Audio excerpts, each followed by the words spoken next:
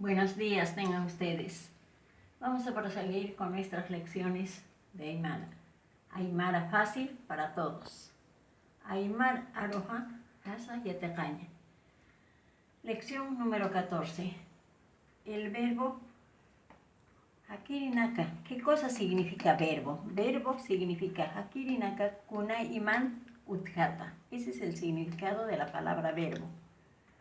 El verbo masticar vamos a hacer y se traduce como kistuña, kistuña. El verbo masticar, kistuña. Vamos a decir en singular, zapa, kistua, mastico, kistua, mastico, kista, masticas. Kista, masticas. Kistu, mastica. Kistana, masticamos. Plural sería alloja. Plural sería más de dos en castellano. Kistana, masticamos. Kistana, masticamos. Kistupta, mastican. Kistupje, mastican. Kistupta, mastican. Esta palabra PG, lo que tenemos que hacer validar mucho en el Aymara es la fonética, escuchar bien. Si no escuchamos bien, no aprenderemos el Aymara. Kistupje, mastican. Ahora ejemplos.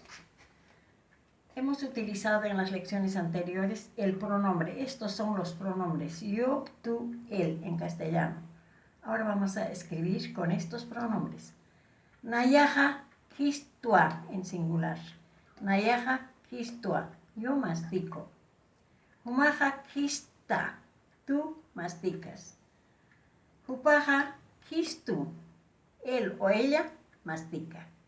Hupaja kistu, él o ella mastica. Plural, ejemplos. Hiwasaja, kistana. Hiwasaja, kistana. Nosotros masticamos. Humanakaja, kistupta. Humanakaja, kistupta. Ustedes mastican.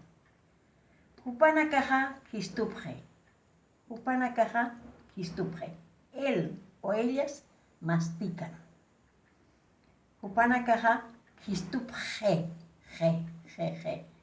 Humanakaja kistupje. Hupanakaja kistupje.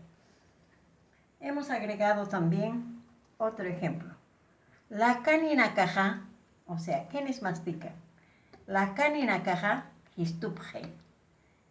Todos los que tienen dientes mastican. Los que no tienen dientes tiene otro nombre en Aymara. La caninakaja kistupje. Todos los que tienen dientes mastican. Eso es todo por ahora. Muchísimas gracias.